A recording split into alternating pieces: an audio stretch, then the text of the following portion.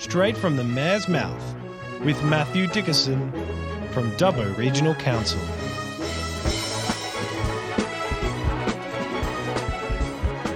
Hello everyone and welcome to Straight from the Mayor's Mouth. Hello there, Matt, how are you?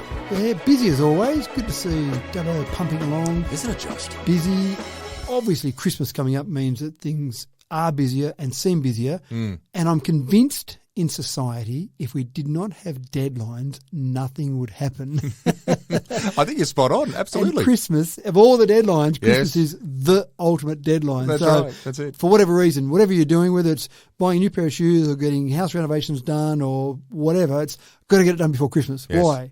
Well, because it's a convenient date to say I've got to get it done by. I've never been able to work out why sometimes. But I think it also works better too when we give it a bit of a title, you know, like work towards a deadline title, Christmas, Black Friday, all these sort of wonderful things that are out there right now. Put all these different dates in there to work towards. So that's fine. If that's what works for people, that's what works for people. Yes. So anyway, it makes it busy just in general, but also there are some Christmas functions on that type of thing that you've got to go to as well. So it's just a season to be jolly and to be poor. There it is, spending all that money. It's wonderful to see, though, keeping the community rolling on. Indeed. All right, buddy, let's jet straight into today. Now, speaking of community, during the week, you had the pleasure of giving out some of the Community Services Fund, another type of funds here. So council was playing Santa Claus during the week and giving out money to worthy recipients, I'd suggest. 'Tis the season, isn't it? Tis the Why season. not? There it is. Speaking of Santa, there it is. That's right. So we've got three different funds that we presented these cheques for. There's the Community Services Fund. There's also the Destination Events Fund and the Community Events Fund, and I'll get to the three differences there in a moment. But it is one of those nice things that we've made the decision at council to give the money to these different organisations. They've gone through an application process, etc. And so we make the final council resolution. We give them the money. These days it goes into their bank account. We don't give them a cheque anymore, but of course we've got the novelty cheque. It's got to be the big cheque. It's got to be part of the whole equation, surely. I'd love to see someone go into the bank with that cheque and try and deposit that. But you're right, we still have to do that from a photography or a showpiece perspective. But what I do is I actually put them on the spot. I love to find out why, what, how, just a bit of the background. Sure, we've read the application, but it's just nice hearing from these people. And what I do love is we just seem to get a lot more from these people than the money that is given to them. And so I'm talking about organisations that are getting maybe $1,000, maybe a few $1,000s. We've got some we give a little bit more to, but they just seem to do a lot more with the money than we could possibly think of doing. So I've got to be careful. I'm going to play out a couple of examples that let's go through a few. Let's look at the Community Services Fund first then. So who got some of the money with that? There's $150,000 we give out for that a year. Right. We do it in two separate groups, $75,000 twice a year. This one ended up being a bit more than 75 because we had a bit of rollover. So sometimes it doesn't work out to be exactly 75. But to give you an idea, for example, Dubbo River Care Group got $1,856, and that was to purchase some additional equipment, but also to do some volunteer training. Now, what Dubbo River Care Group does is fantastic. They do look after the river. They do clean up things along the river. There's no way we could possibly do what they do for anywhere near the amount of money that we would have to spend in terms of council wages if we were doing it from that perspective. But they've got volunteers. They've got people that are keen to go down, and doing some things like that volunteer training, I think, obviously makes a huge difference. Absolutely. So there's some good value for money add-on there, isn't there? Exactly right. Now, we also gave $993.89. 89 cents. Yep, to a Rhino Education and Training Cooperative. Yeah. And that's for their community garden. So down there on Macquarie Street, you've got the community gardens. And people can lease or rent a plot down there, and they can tend to that, and they can grow whatever veggies or whatever things they want to grow in that plot. But there's obviously work that needs to be done. You've got to keep it maintained. You've got to run it.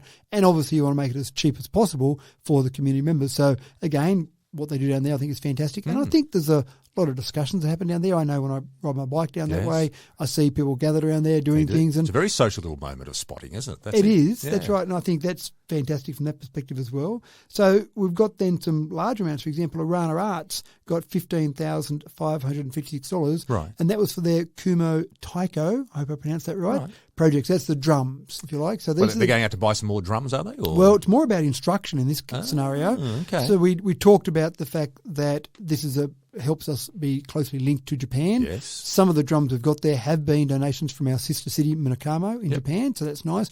But instructors and getting the high-level instructors to get that drumming technique right and to get those skills right, they're often people from Sydney, and they'll do Zoom calls to help them with the drumming, and then sometimes they'll come out to Dubbo.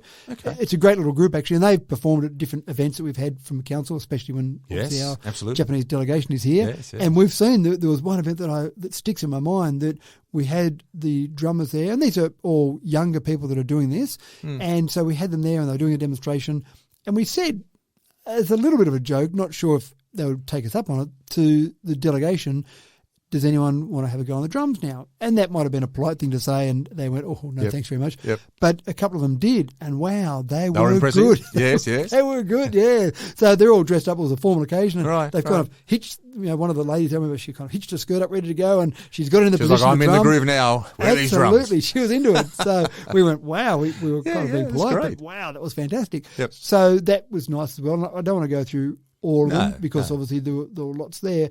But thank you on behalf of the community for all those different groups that are involved in the community, and they do turn our small amount of money into a large amount. Destination Events Fund, this is $30,000 we gave out. So the distinction between the two different funds, can you just go through that for us? Yeah, so the Community Services Fund is really just about community groups doing something good in the community. Probably they've got volunteers involved. I'd say just about all of them I can think of would have had volunteers. They're really just making the community a better place, whether it be with drumming or whether it be with community gardens, whatever it might be. Destination Events Fund are funds that are going to bring people to Dubbo, inject money into the economy, and they might need a bit of money to help them with some advertising or help them get out there and make that a better event to inject money into the economy. So $30,000 we've got for this, and I will run through these ones because there's fewer in number. We've got the Great Australian Stone Festival. So that's an event. It's not about drugs, okay? It's not stoned. Is this like a skimming stone festival? Like what is this one? No, and I won't talk in great detail about all these, but this one I will because it sounds fascinating. I've never heard of it. There's a lady in Wellington who makes drywall. So when you want a stone wall made, you can do it with very old techniques that are drywall techniques. So no binding agents, no mortar, no mud. You put a wall together where you just get the stones to interact and lock with each other using gravity and friction to hold it together. Sounds like all those walls over in England when you're driving around. You've hit the nail on the head. Now, there are 22 masters of drywalling in the world. Is that right? There's a lady in Wellington who will be hopefully getting her masters in drywalling in March next year. Wow. I didn't realise there was even a university that gave out masters in drywalling. Apparently there is. Yeah, and to be judged, you've got to have two other masters come along and judge you. So she's got two masters coming in March next year. Sounds like martial arts sort of thing, you know? Like it probably is a bit like that. Got a sort of that whole sort of feel about it, Yeah, you're right. And so she decided rather than just go and get her masters and go to one of these masters, she thought she'd create an event out of it. Right. So hence the Great Australian Stone Festival has been born. I shouldn't laugh, but whereabouts is it going to be held at? Well, around different parts in Wellington. Some of it just out towards Mount Arthur. If you're going out towards Mount Arthur, towards the showground out there, that'll be probably the main part of it. But what she's keen to do is to actually build some temporary stone, I'm not sure what they're called, sculptures, but stone things at different places in Wellington as part of the Stone Festival, because you've got these masters there. Take advantage of them. So anyway, fascinating. That's an event that will bring people. Okay, cool. That will bring people. So $3,000 for that. Burrendong Easter Fishing Classic, $5,000. Stockroot Music Festival, $5,000. Dubbo Stedford for next year, $5,000. Dubbo Winter Whiskey Festival, $3,000. Oh, I've got to line up for that one. That sounds all right.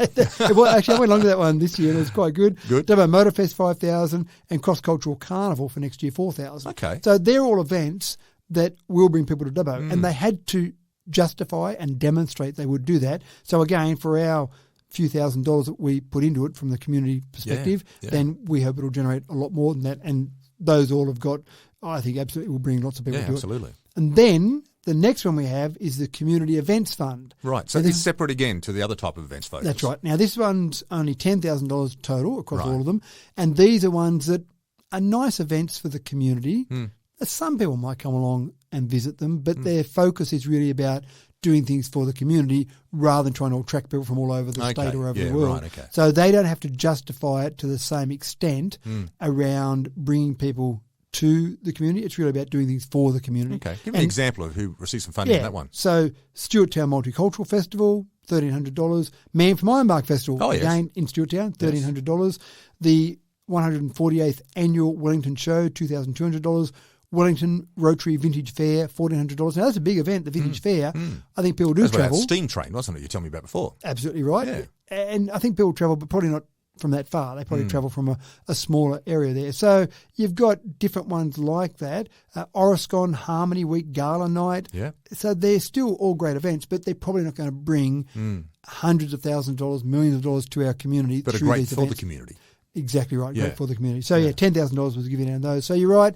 Council was playing Santa Claus. Yeah. But I think here, all of these organisations, they have to have a good project first. They've got to have a good application process. If they receive previous funds, they have to have acquitted those previous funds, so they spent them in the right way. So it's a process, I think, that you go through that's a fair, open process, but it also gives the opportunity for these groups to get some of this funding. Oh, it's wonderful.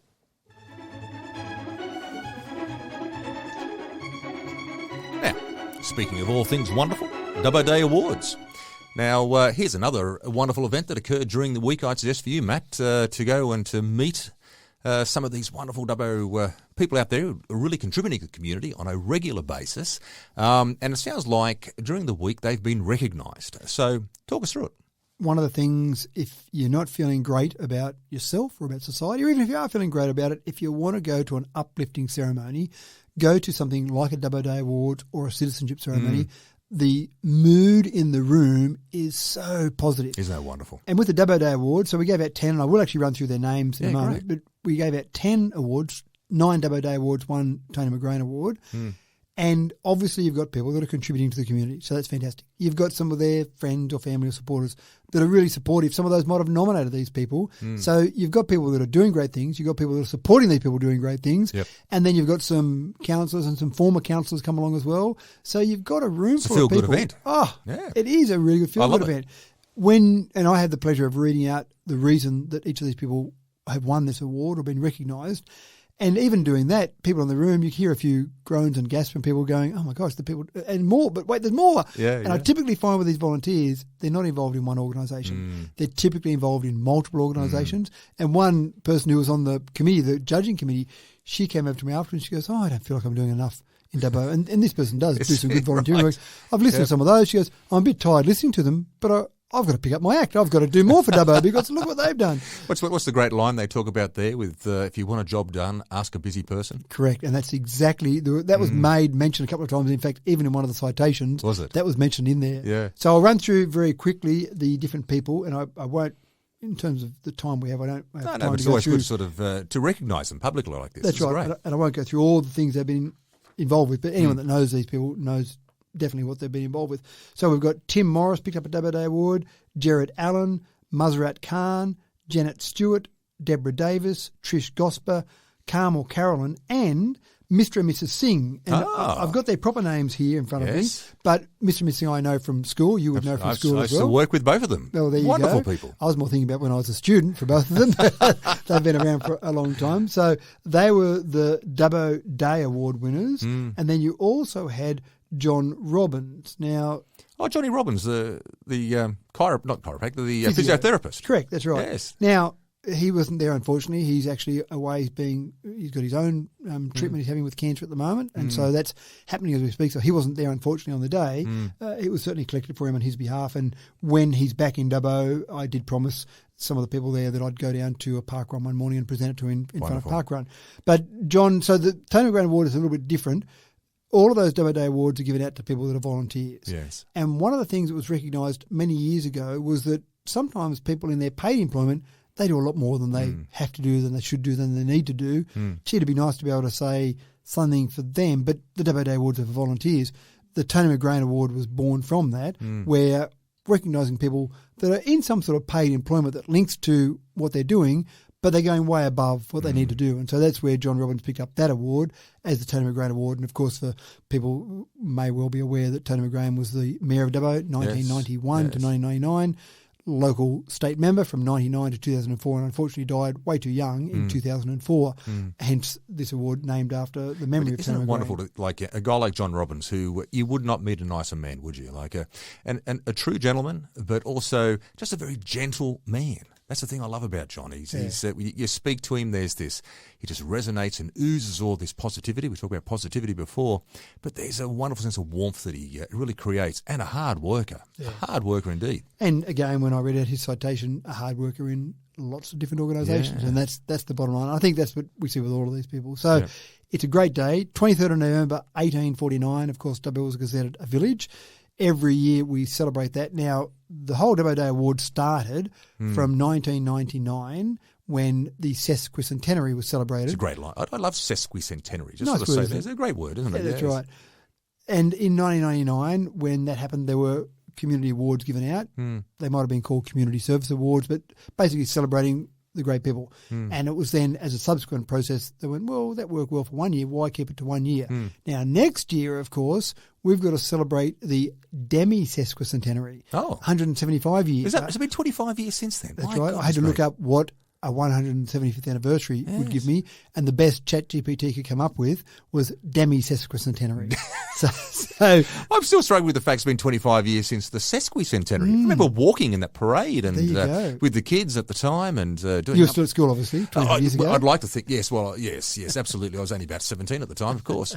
But that's 25 years since. My goodness, almost 24 years. Yeah, to be technical about it. Yeah. So I'm actually encouraging the community of Wellington to do something similar. Now, of course, they were gazetted before we were. They were gazetted in April 1846. Oh. So they've got 3 years head start on they Dubbo. do. That's it, of course, they discovered or settled in Wellington before Dubbo. And I'd love them to do Wellington Day or maybe a Binjang Day or something similar to that, because I think it is a very uplifting process. And some people have questioned in the past, will we get to the stage where there's no more people to give out these Dubbo Day Awards to? But every year, there's another 10 this year we gave them out to. Every year, there's enough there. There's plenty of great people out there who are really, really deserving.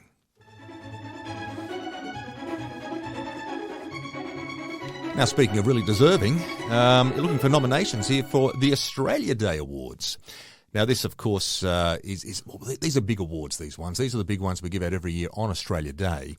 So talk us through this one, Matt. How do people nominate people in our community for the Australia Day Awards, and what particular areas of focus are we looking at for this year? So there's a few different ones, and I'll run them through for both the Dubbo and Wellington communities. And it's good on the back of the Dubbo Day Awards, because sometimes some of those people in Dubbo Day Awards, we might suggest to some of those nominators that, have you thought about nominating this person for an Australia Day Award? Yeah. And some of them do, and some of them do go on to win an Australia Day Award.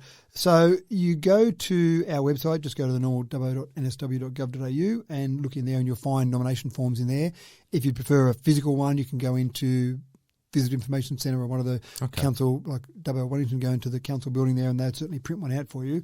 In Dubbo, we've got these awards to give out. We've got the Citizen of the Year, the Senior Citizen of the Year, Young Citizen of the Year. So 3 Citizens of the Year that are different age categories, if you like. Sports Person of the Year, Young Sports Person of the Year, Services to Sports Awards, and Cultural Person of the Year. Okay. And those last 2, I do remember in previous Dubbo City Council days when they were introduced, and both of those were interesting because there was one time there was a person who was nominated for Sports Person of the Year, and they weren't a sports person. They were an administrator. Done a fantastic job in helping promote their sport, and in fact a couple of different sports, but the committee sitting around saying, well, they're not a sports person. How can we give this person a Sports Person of the Year award when they're not really a sports person? So that led to the whole idea of we should have services to sports, because there's lots of people out there doing Which great is a big work. part of our community, and all those helpers out there. And all those people that are winning Sports Person of the Year, well, at some stage someone's helped them. That's right. You don't get to that award without having these other people behind you supporting you. Correct. And the Cultural Person of the Year was a suggestion, I think it was made back many years ago by a group called Dubbo Arts. And they were saying you've got Sports Person, Young Sports Person, and then Service to Sports. So you've got 3 awards focused on sports. But what about culture? Dubbo's got some culture now. Can you have a Cultural Person of the Year? So we introduced that as well. So they're all those different ones, all those different categories, and you'll see the exact requirements for those different awards. I was going to say there'd be criteria they have to sort of meet. Correct. Yeah, that's right. Actually, a couple of interesting ones for you. These have been good debates on committees. All right. One of them was a debate about a bodybuilder. was bodybuilding a sport? And that debate went for a long time. I won't talk about the answer of that because this is all in these confidential discussions about different people. But bodybuilding, it's not weightlifting. So weightlifting, you lift 150 kilos, I lift 155 kilos, so I beat you. So you go, okay, well, weightlifting has got all the criteria for a sport. But bodybuilding, it's really, you go and work hard to be a bodybuilder, but then it's really a fashion show to some extent. And this is part of the argument there. I'm sure I'm going to get bodybuilders screaming at me at the moment. I tell you, don't go mess with bodybuilders, mate. Right. Seriously, like all the people. Pick on the featherweights. Don't go to heavyweights. So there was a lot of debate about whether or not bodybuilding would be classified as a sport because it's more on the look and the physique more than actually what you're technically doing. Jeez, I'm going to leave that argument with you, I tell you now. Well, but that argument had to be had because we had people that were up for awards. And the other one that we've had an argument in the past was a jockey. Is being a jockey a sports person? The horse is doing the work, not the jockey. But then if you said that, then you'd say, well, what about someone who rides motorbikes? You're not doing a racing car driver or whatever. That's right. You're the other thing, the motorbike or the car is doing the work. Yes. You're not doing the work, but obviously your skill in terms of doing that. So anyway, there's been some interesting discussions and debates that I've been involved with. They'd actually be good topics for school debates, wouldn't they? Oh, absolutely. You're talking about different criteria for debating. Yeah, absolutely. Yeah. Is weightlifting really a sport? Yeah. Well, no, weightlifting. Oh, sorry. Is bodybuilding really a sport? That's right. So there's some interesting ones there. In Wellington, they're slightly different, and these are basically hangovers from the awards that used to be given out for the old Wellington Shire Council and the old Dubbo City Council. There's probably an argument that we should standardise these and have them the same across both communities. But in Wellington, you've got Citizen of the Year, Senior Citizen of the Year, Young Citizen of the Year, so the same as Dubbo. You've also got Sports Person of the Year and Young Sports Person of the Year, so those same two.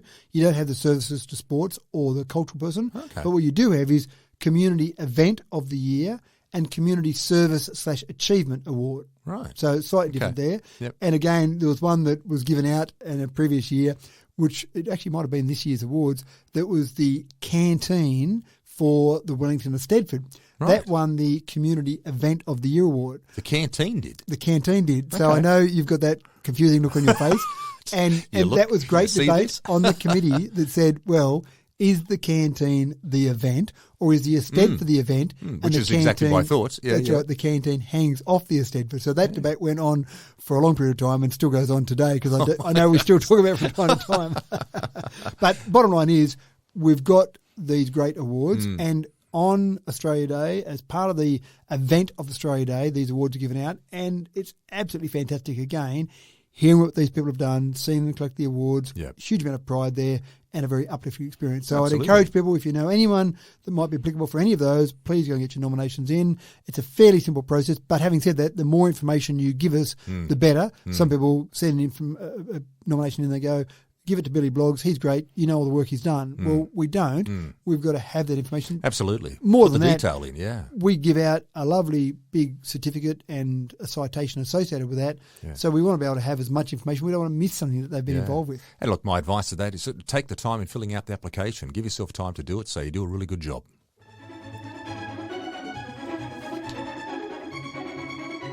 I met last Friday when I flew back in from Sydney, I noticed the fact that your car was sitting there in the pole position, ready to take off as well in the secured car parking area out there. So you've obviously been in Sydney during the week, and it looks as though you've been down there for the Country Mayor's meeting.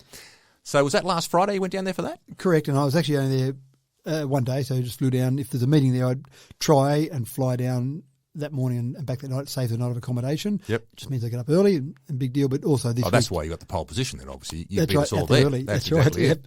But also this week we had council meetings on Thursday night, so I wouldn't have had the opportunity to fly down the night before. Yep. So yes, we had Country Mayors. Country Mayors has got, off the top of my head, 76 members in Country Mayors. So that's basically the various councils that are in regional areas. So not Sydney City Council, not Parramatta Council, for example. We've got regional areas. You've got to be a country. Well, yeah. And country town or country city, Yeah, and I think Country Mayors probably started off as a bit smaller where it probably didn't have some of the larger cities like Dubbo in it. I don't know the exact history of country mayors, but it's certainly grown a little bit over the time. But it's a good opportunity. They're typically one-day meetings and typically held at Parliament House, although we did make a decision at this country mayors to take a couple out to regional areas. Yep. But they're at Parliament House and they're done in a sitting week, so we've got an opportunity to get some of the pollies there to come along and talk to us. And Did you get some good pollies this year? Or? We did, or this time. This time, not there's things to discuss in general terms. There's a few things you might discuss in big picture, but you also want to get some pollies to come along and talk to us to see where things are up to, and then a bit of Q&A with them. But also, as with any of these events, then you sit around and talk about different things with different people that are involved there. So this one, we had the Premier come along. Oh, wow. Now, Does he normally turn up? Well, I don't remember any Premier for many years turning up to country mayors. Oh, wow. And I was trying to think about it on the day, well, this is good. Chris Minns has come along. I don't remember Dominic coming along. I don't remember Gladys coming along. So I struggled, but and apologies to previous premiers if they came along recently. I mightn't make it to every single country mayor's meeting, but it was good to have the Premier there. Yeah. It did point out to me, listening to the short presentation he gave and then took questions from the audience, it did point out to me the real divide between city and regional areas. Okay, how's that? He did talk about a number of things, and don't get me wrong, I've got a lot of time and respect for Chris Minns, and I think he's doing a good job, but he did talk about a bit of the blowout, and again, governments tend to do this, don't they? They get in, and so the last lot left us with this big budget deficit. Yep. Talk about some projects that were being worked on, the fact that one of those projects was $16 billion budgeted, but it blown out to $26.5 billion. Talked about the fact, and I've heard this from a lot of ministers, it's almost like they were given a script to read, $180 billion in debt. The servicing of that debt is $7 billion just in interest alone. That's more than the amount that we spend on the police, more than the amount that we spend on a couple of different departments, so it's a big number. That's really... We heard that a few months ago from ministers to basically get us ready for the budget, which we didn't think was going to be great for regional areas. Well, can you just interrupt you there? Is the point that upon saying that, though, having been in Sydney over the last 5 weeks, I tell you what, there's a lot of money being spent in a lot of areas that have got state government, and Sydney are all over it. Correct. Which I must admit, listening to that infuriates me. It Well, really does. You're going to get more infuriated in a minute, because what he did say was, he knows he's talking to a group of country mayors. That's the organisation's name. So I'm sure he worked that out. And he did say, we've got to fix up some of these. We've got to work out how we're going to cover those deficits and fix up some of those funding shortfalls. And once we get those sorted out here in the city, then we'll be able to come and look at some of the funding requirements in regional areas. Tell you what. And the first thing I thought of was, you've got it back to front. Yeah. Why don't you come and sort out some funding requirements for regional areas and get those things sorted out? Once you've got those things sorted out, then go and look after the city. A third of the population is out in regional areas. So, was that the general consensus of most of the country mayors who were sitting there in the room at the same time? Well, they didn't say anything there on the spot, but at morning tea and lunchtime you have a bit of a chat, and I kind of did talk to a few of them, and a few of them did pick up on that same thing, that, look after the regional areas first, and then you can take care of the city afterwards. So anyway, that was interesting. But again, it's good to have the Premier come along there and talk to us. But we also had a few other ones there. Krista McBain, who's the federal member for local government, federal minister, local government. And we do see her a lot of things. You've met her a few times. Yeah, I know Christy quite well. So she popped in only for 5 minutes, but she sat in the audience before because she's a former mayor. Okay. So she sat in the audience before, and so basically it was good for her to pop in and say good day and how things going, and just a bit of a brief chat. And I actually had a bit of a chat to Christy outside just to say good day and just to catch up on a few little things there. We also had Rose Jackson, who is generally talked about as the Minister for Everything. Yes, that's right. and she talked about a range of things and took a few questions there. If I had had more time to talk to Rose, I would have actually explored the possibility with Rose about drinking poo. And this is something that... Okay. that I think, Rose, heads up for next time. Let me tell you, when Matt comes along, he wants to talk about poo. Well, I think we need to start thinking about this more in this nation, because there was a few questions that were talking about water, scarcity of water, what we can do to make sure we conserve water as much as possible. This is going to be the big battle going forward. But if I think of Dubbo, for example, about 70% of the water that comes out of our taps, 70% of the water that we create, that we treat as potable water, about 70% of that ends up at our sewage treatment plant. Maybe not quite, maybe 65% of that. So you're looking at the recycling of this water, Matt. Not so much about simply getting poo and just drinking it. No. I would want a little bit of treatment to occur before I got to that point in time. I'm glad you're feeling that way too. And it does happen at different places around the world. Yes, we know that now. In different places in Australia, they've kind of done it a little bit, but not much. We're that uncomfortable with it. But when I think about Dubbo, if, for example, we took, so there might be, and I'm talking round numbers here, it varies from different years, how dry it is, how wet it is, but let's say we treat 10 gigs of water through our water treatment plant. That means we've got to get 10 gigs. We've got to have licenses for 10 gigs. We've got to have bore licenses or river licenses for 10 gigs of water. And then of that 10 gigs, let's say 7 gigs for round numbers. 7 gigs ends up at our sewage treatment plant. And then we take that water from there, and some of it goes to our property, Green Grove, where we grow some lucerne and some different crops there. Some of it we might get across to Roger, for example. We don't put that back into the river. That was a decision made many years ago by council. So there's 7 gigs. But if we treated that at the sewage treatment plant to a high enough standard that we could put it back into our water treatment plant, so 7 gigs came back, that would mean rather than need to have 10 gigs of licenses and the availability of 10 gigs of water, we could do it with 3 gigs. So that sounds pretty good. You've got to get the community comfortable with drinking poo as such, but it would probably be I think it might need a different marketing campaign is what you're trying to sell right now, but anyway. Might need a bit of refinement there.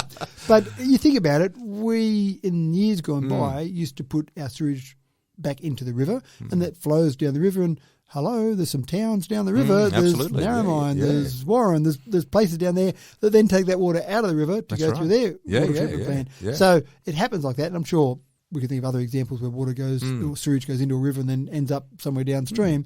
But again, it just makes sense. So I don't know. I've talked to Rose a few times about different things, about water, about housing, about different aspects.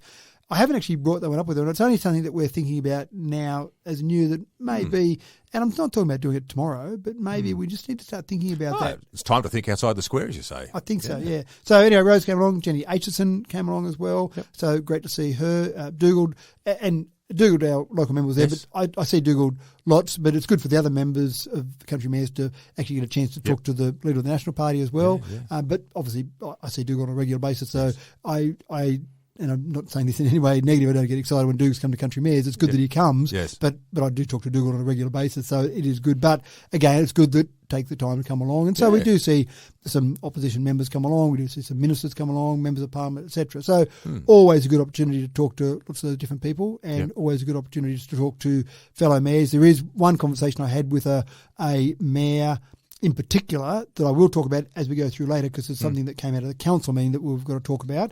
And I just want to talk about one part there. But again, it's that opportunity to catch up with some of the other mayors that you jump all over when you get the opportunity. Oh, that sounds like a good idea.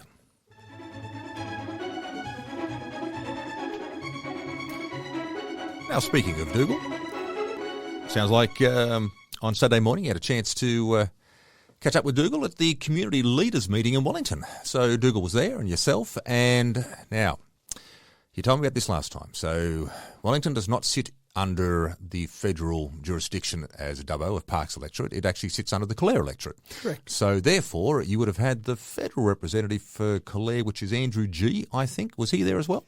No. Okay. All right. He did say he was going to go there, didn't he? Kind of. Okay. All right. So you had you and Dougal and a few other... Several councillors, our CEO. So the whole idea of this, and again, I've talked about this is unique in the nation. Nowhere else in this nation can you go and have 3 levels of government side by side talking to the community in an open forum on a regular basis. We started this many years ago with the City Council. It dropped off for a while. We've reinvigorated this idea. So you get, obviously in Dubbo, you get Mark Coulton, Dougal Saunders, and myself and councillors and some of our council staff. And the community absolutely appreciates it, loves it. We said, let's do the same in Wellington, but obviously Mark Coulton's not the member, Andrew G is. So we did one with Andrew G down there, and we had Dougal and we had council there, and I think it was very successful. And I was planning the next one, and Andrew said, well, I don't think there's much value on that. I don't think they're very good. I'm not really that excited about the concept. So sure, knock yourselves out, but I don't think I want to be involved. Okay, well, that's fine. Are you happy, Andrew, that I'm still going to run them, but it just will mean that there will be talked about, I'm afraid, is the line. Kind of, yeah. That was a bit of that. And Andrew said, yep, no problems. I understand that, and that's fine. Well, I still sent the invite to him, just out of courtesy. I sent the invite to Stephen Lawrence, our duty MLC as well. Okay. But Andrew's staff came back and said, yep, we've penciled it in. I went, oh, great. That means he's coming. Fantastic. And I got a negative from Stephen Lawrence. So Stephen Lawrence said he wasn't coming along to it. Okay. And then about 2 days before the meeting, on the Saturday morning, about 2 days from one of his other staff members, I got a message from Andrew G's office saying, sorry, he can't make it. Oh, okay. I did go back and say, well, previously it had been penciled in, which I know doesn't mean it's locked in, but the whole idea of penciled in is you can rub it out if you want to. So I was hopeful that he'd still come because I see incredible value, and it was a good event. It was very popular at one stage because we held it in conjunction with the Rotary Market. So we had the Rotary Markets there. Yep. We had a tent. We had a little sign that said, meet your community leaders. And it was going along. We had lots of good inquiries, people coming along talking about different things. And then suddenly we saw a number of people turning up and we go, oh, wow, this is great. It's a bit later in the morning. Word's gotten around that we're here. This is fantastic. And we had lots of parents turning up. There must be some issue with parents there. Right. And they were bringing all the kids along. And then we turned around and we saw that Santa Claus had a chair there as well. So when we were thinking, wow. You're feeling very chuffed and pleased with yourself, and all of a sudden, oh, he's this big red bloke with this big white beard. What's going on here? So it appeared to me that there were some of the kids there apparently to see Santa, really? Not us. Yeah, apparently. Man. So anyway, we still talked to the kids. We said, here's some votes in 10 years' time. So that's right. But look, it was a good event, and I do, I encourage Andrew G, the next one we hold, to come along. I know that Mark Coulton and Dougal Saunders will be involved in them. In Dubbo when they're next on here. But it's a good opportunity, and sometimes it's actually a good opportunity to catch up with each other. Absolutely. You're not at a formal meeting, you're talking to some other councillors and catching up with what's happening and what are you doing over the weekend. Well, did you have anyone come forward and ask any curly questions? Well, we did have some people come forward. Roads was still a bit of an issue. They want to know about Commonwealth Bridge, and I did say to one of them, make sure you listen to our podcast and you'll know where that's absolutely. up to. We've spoken about it a few times. That's right, updates on a regular basis there. Some people did talk about the Stonewall Festival that I mentioned before with the funding. So there was it's getting around. That's right. So there was some discussion around that and how can we do better there. Great. Toilets in Wellington, there was a bit of a discussion around the toilets. They want 3D printed? No, well, they'd probably like some 3D printed ones, but the issue with the toilets there is that the last council took the old set of toilets, which needed to be updated, and they had a number of cubicles, urinals, etc. in there, and they replaced them with the toilets that have just got a single cubicle there. So you've only got 2 cubicles now. I can't remember how many were there before. It might have been, say, 10, and now it's down to 2, and so buses don't pull up there anymore. Yeah, so that's hurting their tourism, obviously. Yeah. So that was a bit of an issue there. So look, a range of topics, and I'm only one, so people talk to me about some of these different topics, but different people came along. And look, one lady actually said to me, look, I've got nothing to talk to you about in particular, nothing burning. She said, but I love the fact that you're here. That's fantastic. Thank you for being here. Yeah, see, look, may have brought the grandkids to see Santa, but still want to say something nice to you. That's nice. Yeah, that's right. Yeah. I did actually have someone else who just talked about a bit of social media. They said, look, I'm really disappointed with some of the things we see on social media. I think it's a great place for an open forum and discussion. But, gee, some of the approach and attitude some people take, they wouldn't say that to your face, which they don't. No, they don't. They say it on social media. So, look, again, just 5-minute conversations like that, or deep conversations about roads or toilets or whatever, but it's that opportunity to be there and just really have that conversation. So when's the next one? We planning another one in 3 months' time? Absolutely, we will. Don't know. It's usually around working out dates, working out events that are on. I think we've concluded that they seem to work better in conjunction with another event. When we hold them as a standalone event, we get people come along. That's great. When you hold them in conjunction with, say, a markets, for example. Or a Santa Claus visit. Or a Santa Claus visit. We'll get people who will be coming to see us anyway, and then also people that happen to be there at another event and say, oh, while you're here, great, I'll go and have a chat to you. So I think in future, my general view is as they've morphed and developed over the years, I think holding them in conjunction with seems to be a better way to go about it. So, yes, we'll definitely be having them again next year. That's good to hear. But I don't have a date for you, sorry. Now, speaking of Wellington, what's happening with the Rhino in Wellington? Did we still have the Rhino down there? Does it still exist? No, we don't have the Rhino down there. Okay, well, I drove past the area where the Rhino was, and it seems to have gone. I thought, did you move it? Did something happen to it? Like, what's happening here? Well, there was a bit of damage done to the Rhino. That's disappointing. A bit old, getting a bit damaged and not looking great. We want to be a great representative. So we'll take that away. Replace it, or what's the plan? Well, that was the original plan. We would take the Rhino away. Okay. We'll replace it. We'll either repair that one or get a new one made, but replace the Rhino because it's nice to have the Rhino there, and it leads into the zoo, obviously. There is a Rhino trail where there are different rhinos and different roads leading into the zoo. Yep. But we thought rather than just drop another Rhino there, Wellington's different. Wellington's a different community to Dubbo. Maybe they don't want the Rhino there. So there is a survey right now you can go to Your Say. We've Right. talked about Your Say before as a great way to go there and get information. We've already sent an email out to the Your Say database in Wellington to say there's information there that we want your feedback on. Yep. And so we're looking at what might be there as a replacement. It might end up being a Rhino. It could be a range of different things. We talked before about drywall. You could have a drywall sculpture there. That might be something that might tie into things that are happening in Wellington. Yep. Bottom line is, if you've got a view on what should be there in Wellington, then go to Your Say, go to on our website, Your Say, and basically fill in the survey there. Those survey results will come through. We'll take them to inform us of a decision. Now, there was one woman there who told me this morning, and of the various chats you have to people, she said, now, Matthew, Wellington doesn't want a Rhino there. And I said, well... I've spoken to everybody in Wellington. That's right. I said, and they're all telling me the same thing. You don't want a Rhino there, I guess. No. Wellington doesn't want a Rhino. And I said, well, we've got a survey out there for this exact reason.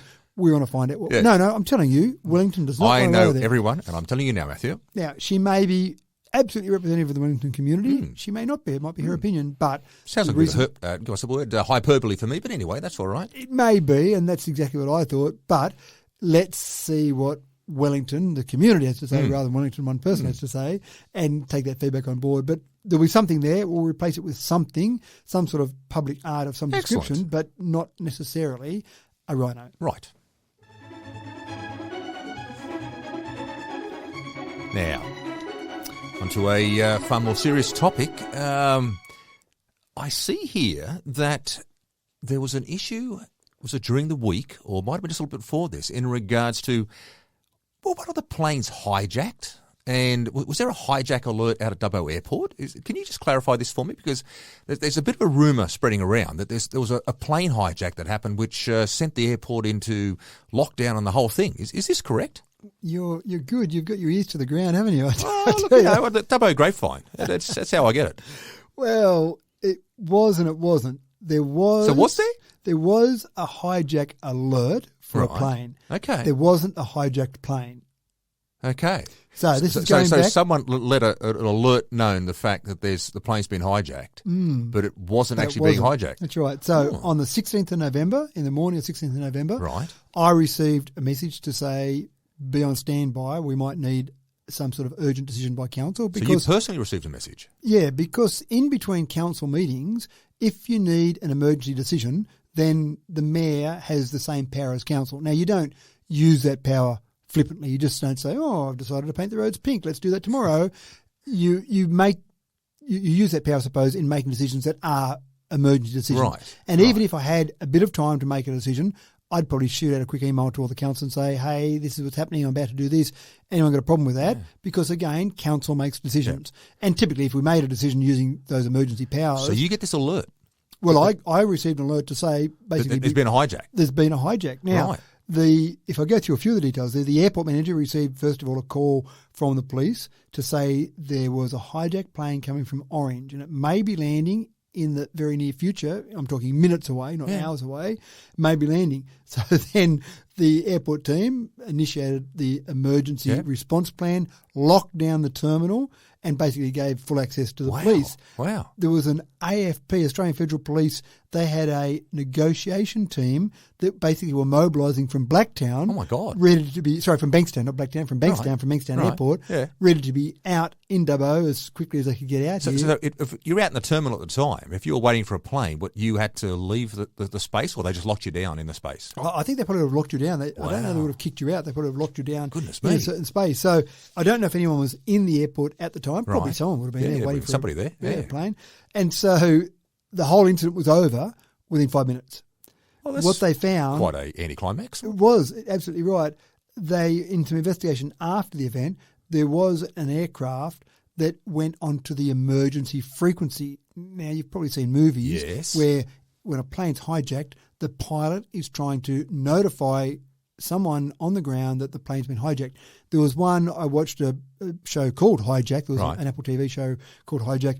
And what they were doing to alert the ground was they were flying in a sort of pattern where they'd go a little bit left of where they were meant to be heading and then a little bit right, so subtly that the people on the plane, the hijackers, wouldn't pick up on it. But ground control, looking at this path, they went, hold on, this plane is weaving left to right.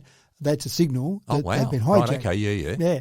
Now, obviously, there's a frequency that's set aside that's ready for... Like the hijack frequency. Exactly right. So whether or not this radio on this plane went into that frequency as a fault, or whether the pilot accidentally, I've just got to change frequency, I'm on that, no, whoops, the wrong frequency. And again, you've got to take it seriously because that could be someone on a plane, they go into the emergency frequency on the hijack frequency, and then the hijacker might know enough to say, hey, you just change that to that frequency, go off that frequency. So they can't go, well, they're off it now, everything's okay. So all of those procedures had to occur still. So we've had to alert the Department of Home Affairs. So this is a national, as a national security incident. But again, we notified them as this is a false alarm, national security incident. So it was interesting, but anyway, it tested, the training exercise worked really well. Spot on. It tested our emergency responsiveness, and again, being a false alarm, obviously that's much better for all concerned. I can just picture though this plane coming into landing in Dubbo. Solo pilots sitting in there, pulling up. Here's Terry behind the wheel, pulling up. All of a sudden, he's surrounded by guns and police, and everyone's sort of lighting up there, going, "What's going on? What's your demand? What's your demands?" Well, I demand to get off the plane. I'm just looking for some right. KFC for lunch, man. That's what I'm looking for. So it's good that we can laugh about it now, but it might well have been a very serious. All's well incident. that ends well, eh? Yeah, exactly right.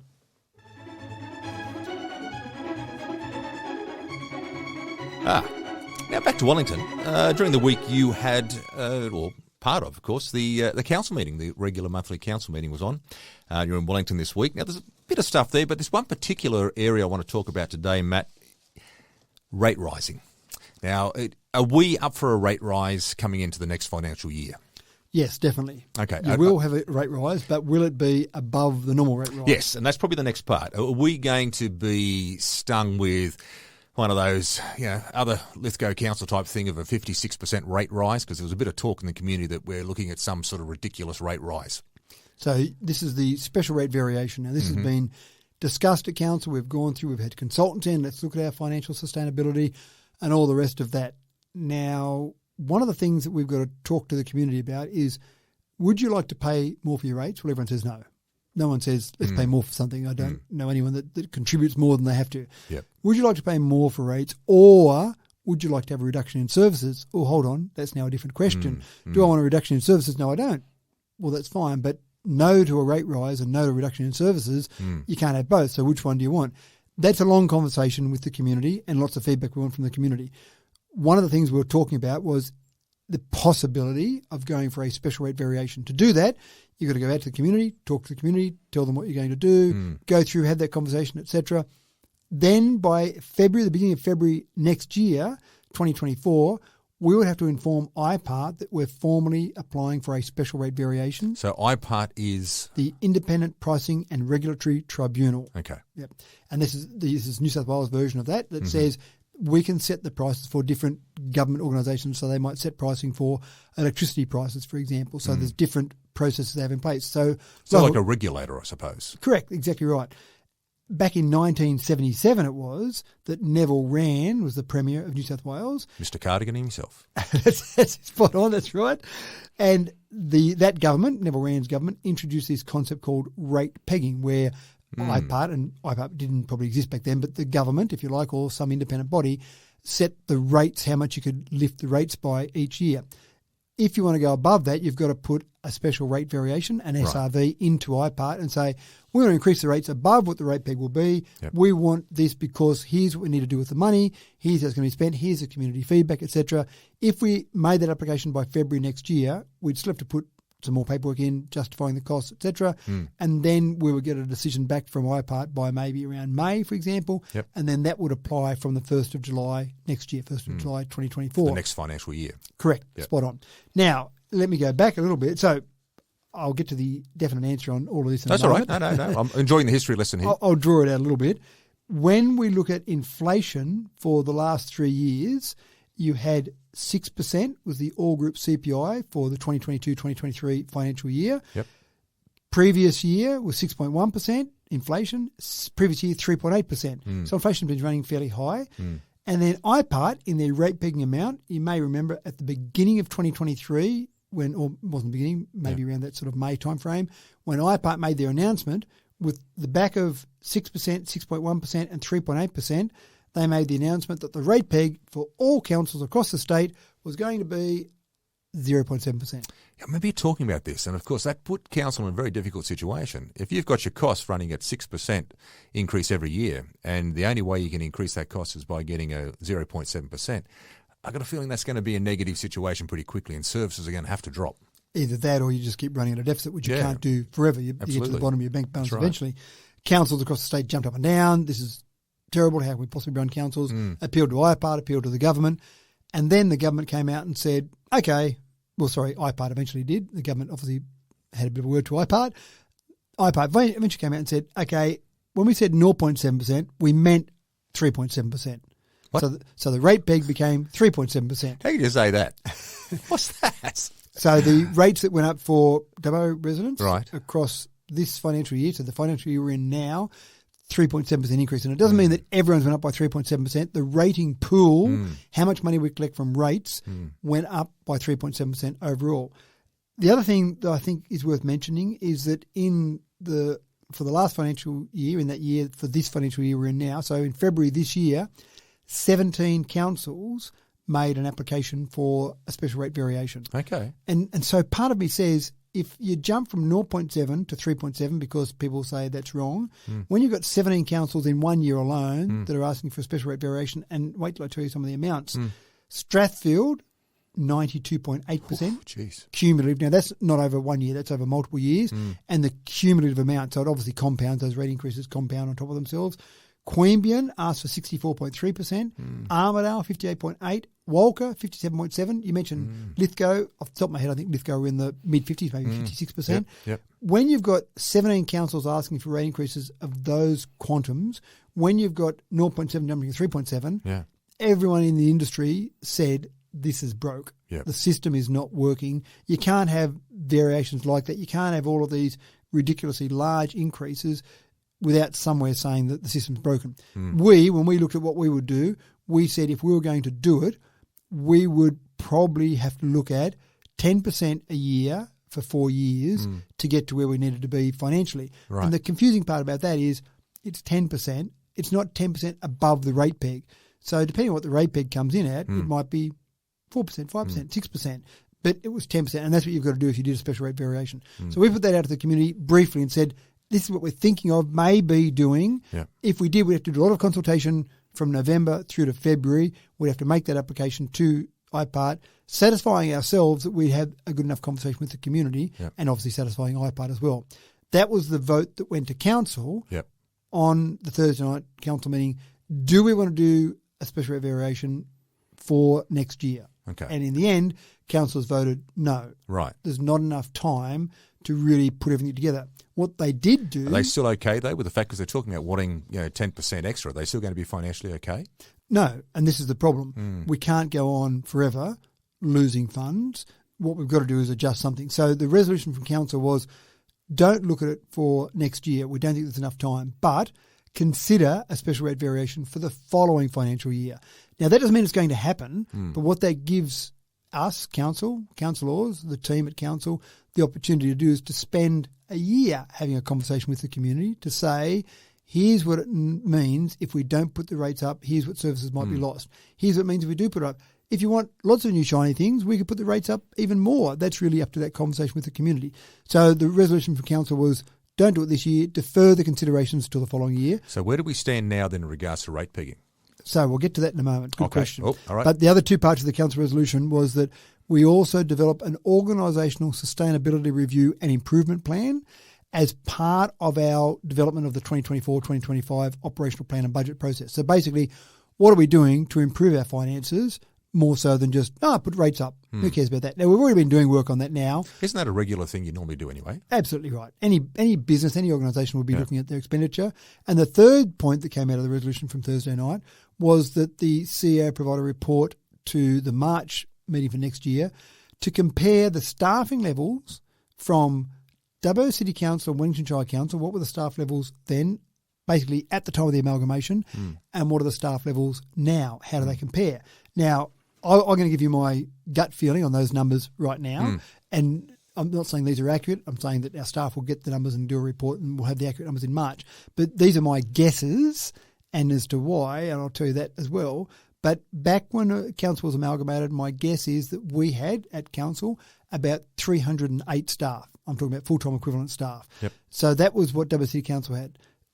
At the time, Wellington, and obviously I was mayor of Dubbo City Council when we were amalgamated, so I've got a bit more of an idea of numbers. So I'll be interested to see how good my memory is from 7 years ago. Test yourself there. Well, you do have a pretty good memory, mate. I will back you in on this one. Well, thank you. Well, don't do it yet until you see March next year. But Sports bet right now. Then what's the price? Wellington Shire Council, I obviously didn't have as much to do with them because I wasn't the mayor of Wellington. But my guess would be there were probably 90 staff there at Wellington. Okay. So probably 398. Let's call it so around about 400 staff.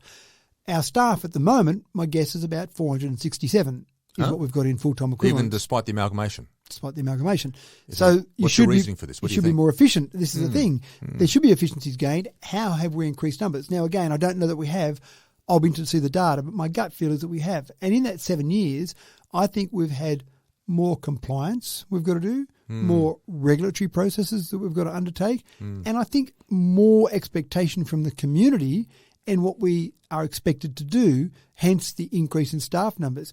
I hope we've gained some efficiencies along the way, but I think there would be some increases in staff numbers because of some of these other expectations on council in general. It's an interesting situation, though, because you're talking here about increased staff numbers, but I suppose that the amount of money that's been coming in to fund the increased staff numbers and all of that has been less than inflation. So this is, I suggest, causing a bit of a problem financially. There'll be a bit of financial strain on it, I suggest, all of that. There is, yeah. So can we get back to the original question then in regards to where do we sit now in regards to rate rises for next year? So then we look at, so no special rate variation. What will happen is that IPART will make a decision with a rate peg, and they've actually come out early with this rate peg announcement because there's a new methodology. Everyone said it was broken. The local government industry said it was broken. IPART actually came along to a previous country mayor's meeting. The chairperson of IPART, or it might have been the CEO of IPART, came along to a previous country mayor's meeting and gave a bit of a process or a bit of an undertaking that they would look at the methodology, and we're actually doing it as we spoke, and a few questions from the audience as well about how broken it was. So they've come up with a new concept now where they look at all 128 councils.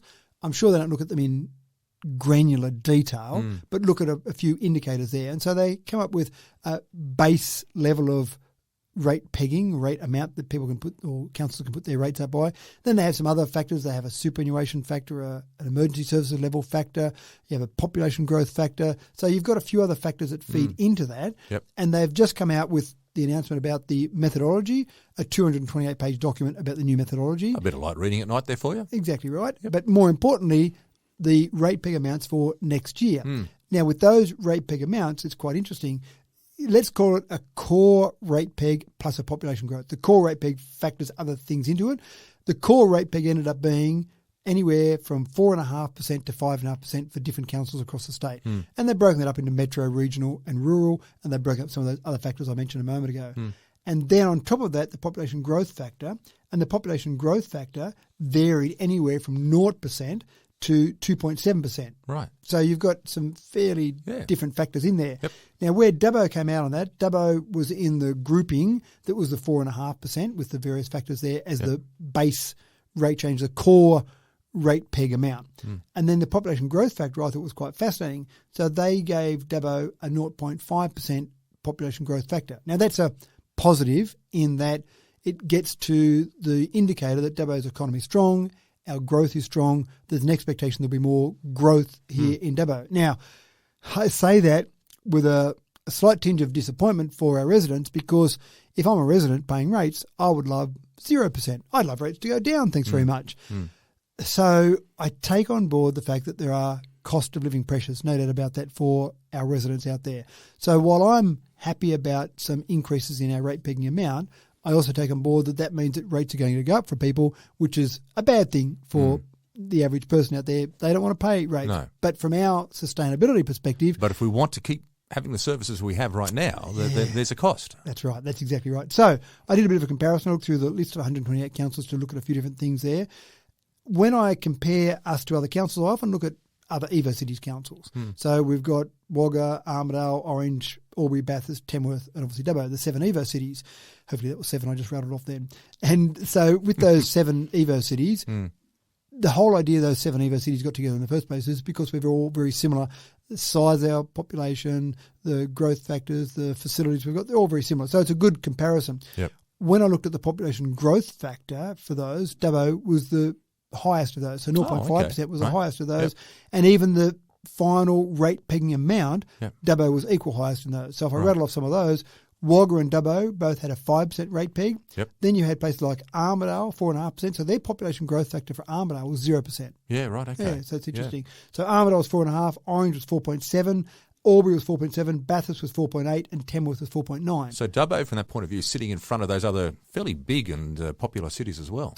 And again, I think most of that is, and it's certainly looking at the data, most of that was on our population growth factor. Yeah, right. So when IPART analysed all of their metrics that they look at, obviously as part of that, they looked at our population growth and the potential we've got for good population growth to be the highest. What I find interesting about that is the fact that IPART has recognised that. Yeah, that's right. And so I think the methodology is better than it was. Is it perfect? Probably not. It's the first time they've rolled it out, but it's certainly closer to our inflation and certainly better. Now, what's good about that is that if it was 0.7%, then hitting people with a 10% rate increase as a special rate variation is pretty tough, a lot higher than everyone else. When it's 5% as a rate peg amount, well, it's getting up towards that 10%, not quite there, but maybe in the future, if we can get 5%, if a few rate pegs at 5%, maybe there's not as much pressure on us to do a special rate variation. So we're saying now that the rates will increase by 5% next year? Correct. And again, not every individual rate will go up by that because it does vary with the value of general, the value they put on your unimproved property value. Yep. We can change rating levels across different categories, different zones, if you like, in Dubbo and Wellington, so that can be different as well.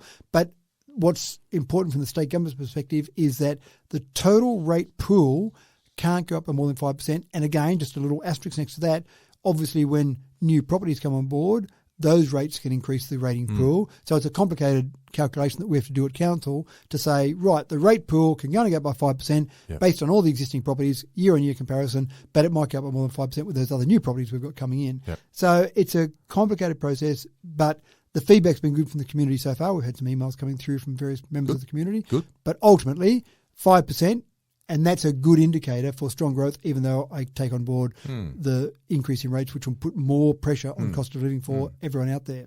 So interesting discussion. Well, it is an interesting discussion. And look, it's a long way to get around to the answer to the 5%. But but at the end of the day, it's worthwhile going through to sort of to see the history behind it and how we got to this point today. And so I suppose from any resident out there, remember last year, guys, we went up 3.6%. 3.7. 3.7%. This year we're going up 5%. So it's an extra 1.3% on top of what the normal rise has been the last 12 months or so. Exactly right. And Matt, watching some of the discussion there from the council meeting, I noticed the fact that an interesting area got raised about e-scooters. Are these? Was this meant to be on the agenda first and foremost? And was this something that council's looking at implementing? I know we've had a little bit of chat over the time in regards to it, but is this part of the way forward for Dubbo, e-scooters? I'm all warm and fuzzy that you watched the council meeting. Oh, that's so nice of you. Thank you. Look, I sit in Sydney a lot in those motel rooms, and it's pretty quiet. And look, there's only so much Netflix a person can watch, to be honest. Fair enough. There. And then it gets to council meetings. That's right, council meeting. I knew I was going to have a chat to you this week, and I thought, look, I better have a quick little zoom in and see what's going on. So it's an interesting one, and this is one of the really important things that councillors need to make sure they understand it, but the community needs to understand as well. Councillors make decisions. Staff don't make the final decisions. And I've heard people in other councils, even in previous council of Dubbo, saying, oh, the staff did that. Well, no, you had a resolution of council that you put your hand up and voted for, or the majority of councillors voted for. You made that decision. It might have been in a staff report, it might have been a recommendation, but you've got the power to change that. And it was an interesting discussion we had with this particular one. In November 2022, there was a bit of a discussion around some things involving e-scooters. We talked about potentially being part of a trial. There was a trial being talked about from Transport for New South Wales. Yes. I went down to Western Sydney and rode some different e-scooters from different suppliers. So lots of talk about that. And they were still developing their guidelines. And it was a bit frustrating because they couldn't work out how to do it. They couldn't work out whether it was government first or the providers first, whatever. I remember that discussion, yes. But one of the things that came out of that discussion that went to a council meeting was that we should also look at e-bikes. E-bikes, surely hiring out e-bikes around Trackarolli would be a great idea. So in November 2022, we, as a resolution of council, asked the staff to go and investigate further about e-bikes and the possibility. Did council need to go and buy some e-bikes and hire them out? Did we need to have a business plan to recommend people do it? What was the case? So that was a resolution. Our staff went off and looked at that, and what they found was that the caravan park that council owns is a complete coincidence because NRMA runs that, but they actually already have e-bikes you can hire right now. So staff went off, they did some investigation, looked at a few different things, and it came back and they said, well, we don't really need to do anything because e-bikes are already on hire from the caravan park. But then they put in a point 2 about that recommendation that went to council that basically said, and while New South Wales government's sorting out their guidelines, we should wait until that's all totally finalised before we do anything with e-scooters and wait till it's in part of our community action plan, our community strategic plan going forward. And so we talked about that at council and said, well, we didn't ask for that. There was nothing in that resolution from November 2022 that said give us any way forward with e-scooters. We already had a recommendation there. We already had something on the books about e-scooters. We were still dealing with the government and wait until they get themselves sorted out. So we don't need that. So it ended up being a bit of a discussion at the council meeting about e-scooters when they didn't need to be. It was never asked for, and so that part of the recommendation from our staff was knocked out. So the recommendation about e-bikes was the only thing that went forward. But I will actually mention, now that you talk about e-scooters, there are a couple of things about e-scooters. There certainly were trials talked about, but normally you would get permission from the government to do it because e-scooters are illegal. When you see someone out on Tracker Riley right now on an e-scooter, it's illegal. Yeah, right. Anywhere in New South Wales, except for a couple of parts I mentioned in a moment, that you see an e-scooter being ridden around, they're illegal. And I do see occasionally when I'm riding my bike, I'll see an e-scooter go past. And I go, plenty of them zoom past me in Sydney there during the week. And that's what someone mentioned at the council meeting, that they almost got knocked over one in Sydney. They're crazy. Pain in the backside, to be honest. They're illegal. And so this is the thing, the government is trying to get to the stage where they get something ready that will make them legal. Now, we said at the time when we were talking about it last year, the government needs to give us permission to do a trial and do a trial on a certain area, and I'll come to that in a moment. But once we get that, then there's different providers out there that are trying to get our business. The companies like Bird or Neuron or Lime is another one, Beam is another one. There's a number of them out there. And so logically you'd think, well, let's get permission to do it first, and then once we've got permission, then we'll need to find a provider and go through an EOI process. And then the government at one stage said, no, you need to go and get an agreement with one of those providers and then come to the government. But why would I go and waste the time of council and of the provider if we're not going to get permission? Oh, you get permission. So it doesn't matter what it looks like. Oh, no, it will need to look right and satisfy our criteria. Which comes first, chicken or the egg? So it was very frustrating. And in the end, it was getting close to a new government or an election, so they went, okay, let's hold off on all of it. And now the new government, and I've talked to some people in Transport for New South Wales, they're going, no, the new government's in, micro-mobility is important, we want it to happen, so let's get it cracking again. Now, they've already got 2 trials up and running now, which is fantastic. They've got one in Wollongong and one in Armidale. And I mentioned before, country mayors, about different conversations you have. Perfect opportunity. I went over to the Armidale mayor and I said, hey, you've got some e-trials running, some e-scooters running on a trial in Armidale. How's it going? What's happening with it? So you get that direct feedback from someone on the ground, which is fantastic. But one of the things I want to say to people is that we didn't change anything in terms of our resolution of council on Thursday night. Any recommendation about e-scooters was removed, so the previous resolution we had was still sitting there. And I suppose I want to go a bit further than that. What we were looking at with e-scooters in terms of a trial was specifically around Tracker Riley. There's a few of us that have a belief that say that e-scooters on Tracker Riley would be fantastic. From a tourism perspective, we always talk about keeping people here for an extra day. One extra night in a motel, good for our economy. Having the novelty of riding an e-scooter, given the fact that they're illegal across the state, apart from Armidale and Wollongong in certain areas, they're illegal. And actually private e-scooters are still illegal in those places. It's only the higher e-scooters that are legal. And there's a reason for that, which is part of the technology. So if we had a trial around Tracker Riley, get from the CBD out to the zoo, fantastic. Lots of good positives there. But when you're using the higher e-scooters, there's a few things. First thing is they're geo-fenced. So if I've got a trial set up for an e-scooter around Tracker Riley and I go, this sounds great, I'm going to run down the main street along the footpath and knock over old people walking out of banks. Which is like it was with me the other day there in Parramatta Road, Exactly right. But they're geo-fenced. So as soon as you go outside the area, and they're very accurately geo-fenced, as soon as you go outside that area, it stops working. Oh, right. So then I've got a heavy e-scooter with a big battery in it that I've got to push from Truckarolli up to the main street to push along. Well, I'm going to be able to run or walk faster than I can push that thing because it's heavy. So that's the first thing. They're also speed limited. And people say, oh, that's easy, you can just go faster. No, you can't. And when I was down at that trial at Western Sydney, and I've ridden e-scooters all around the world, and I've seen that they're speed limited, but what was really good down there was I was showing off the speed limitation capabilities of these e-scooters. So they had an area around where the e-scooters were, and you could get on one and ride there. They were limited to 10 kilometres an hour in that area. And then as you rode out there, they had a path that you could go around, and they kind of had a little sign there to say, from here, the speed will increase to 20 kilometres an hour. Oh, okay. And literally, you rode along, you had your accelerator flat, fast you could go, and you're watching the speedo 10 kilometres an hour. You got to that spot where you could go faster, 20. And then when you came back, you went past that line, it went from 20, back down to 10. Okay, right. So they're very accurately speed limited on, again, geofencing, where it says in this area you can go faster than that, in this area you have to go slower than that. And they also know who's riding it. So Mark Barnes hires one at 11 a.m. on a Saturday morning, rides crazily around Truckarolli, limited to 10 k's an hour, and you run into someone and you don't care about that person, you keep riding on, who cares about that? We get a report through from council if we did have scooters in place, and we could go back to the company and say, can you tell us at 11 a.m. at this location who was riding this scooter? And they say, on our records here it shows Mark Barnes was doing that. So very easy to knock on your door and say, excuse me, you knocked over a little old person walking down Truckarolli, and you've got to basically have some sort of please explain. Yeah, corrective action. I was going to say, but you probably wouldn't get corrective action, but some sort of outcome from that. You don't just go, it doesn't matter, I knock someone over and away you go. So with all of that, if and the trial is in place where if it's on a shared path, so we're talking about Truckarolli here, they're speed limited to 10 k's an hour. Now, I know you run faster than 10 kilometres an hour, so you can literally run past one of these. In my day, I reckon I could have done.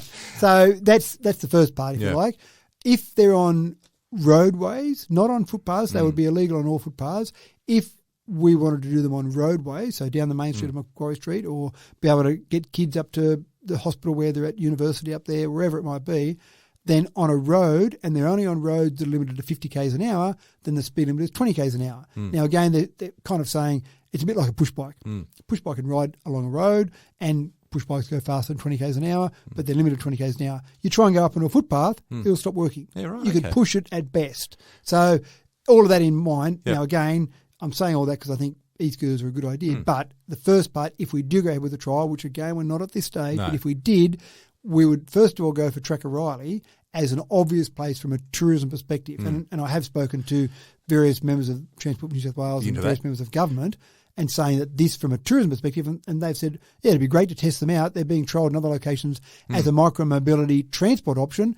But again, from this, you'd be testing them out from a tourism option. I know one of the only sort of questions I'd have in regards, I know that people sort of raise this in regards to e-scooters and the e-bikes.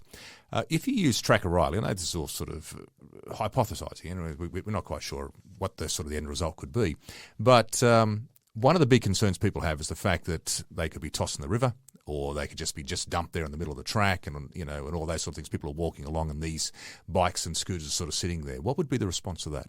So you've got a company, whoever you might partner up with, and you would choose one company. We'd go out through an AOI process, and we'd choose one company. You don't want to have lots of the e-scooter companies. It's not big enough, Dubbo, to justify that. Some places do have multiple different providers, but you choose one company. So you pick one company. Let's call it company ABC. Now there is no company called ABC. Just I'm making up a company. Everyone's there sort of mad looking up ABC. Right. That company has paid, I don't know, $2,000 for each e-scooter. So they're not keen on having them thrown in the river and sinking to the bottom of the river. They're not keen on having them tossed in the river and floating along the river. So they will put steps in place to try and limit that. Now, part of that is, again, that geofencing. You're on Truckarolli there. To get from the edge of the track with that geofencing, you're not going to be able to ride it down to the river. So you have to pick it up and drag it down to the river. You're not going to do that often. Sometimes people get a bit drunk and do silly things. As a drunk, you start dragging that down there. This is too much hard work. I'm going to go and kick a garbage can over or do something else that's destructive rather than that.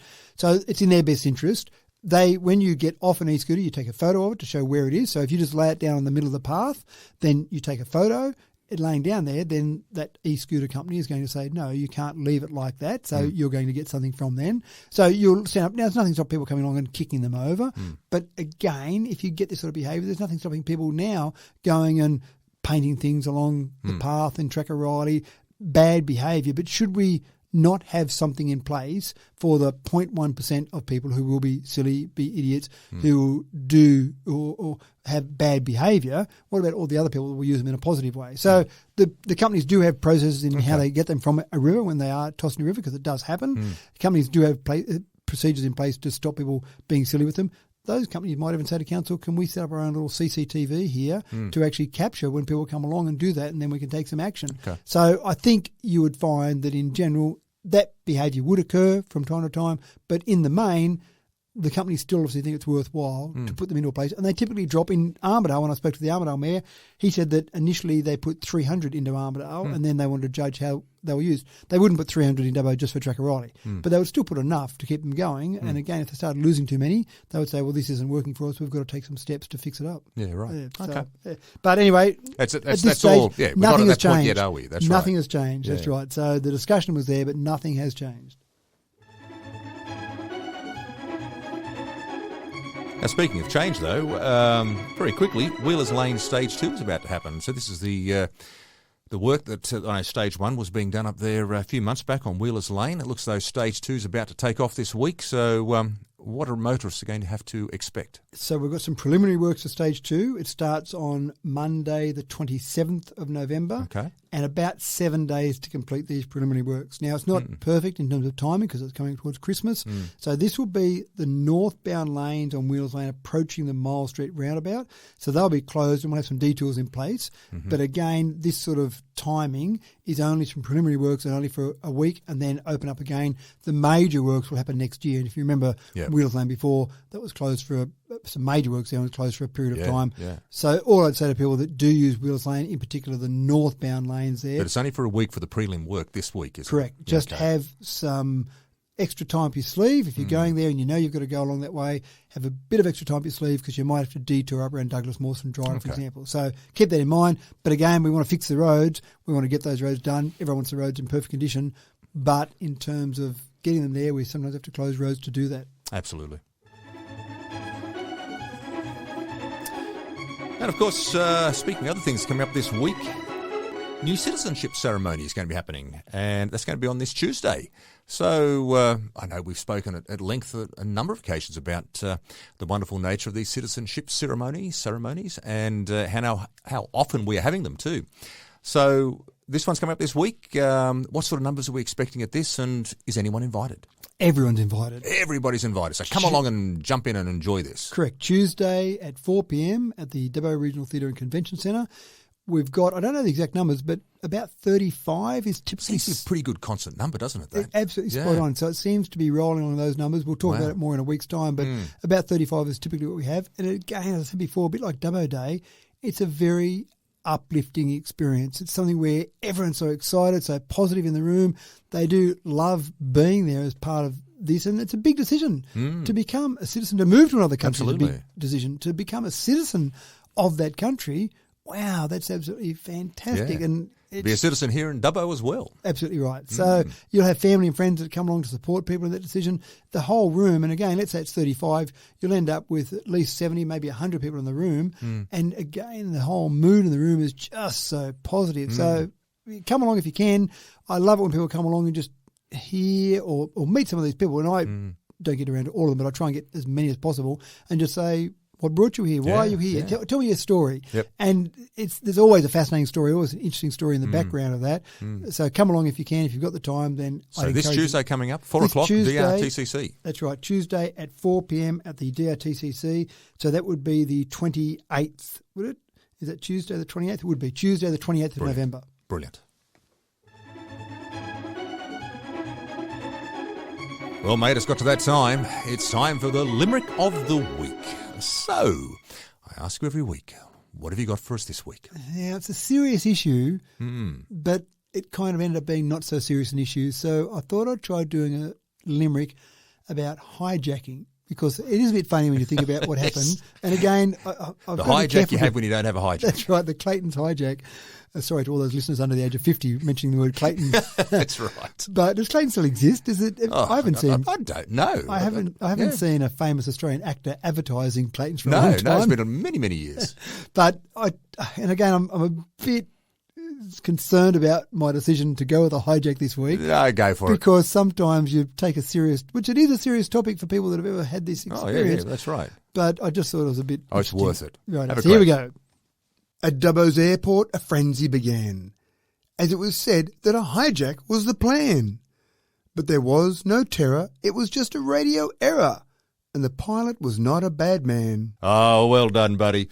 I like the fact that you've managed to bring in a topic that can be quite serious and you've put that little comical twist on it. Well done indeed. Complaints to mayor at Dubbo. That's right, yes, not to me, but to the other bloke sitting on the microphone. Well, folks, that just about wraps up again for Straight from the Mayor's Mouth. Until next week, take care. Straight from the Mayor's Mouth with Matthew Dickerson from Dubbo Regional Council.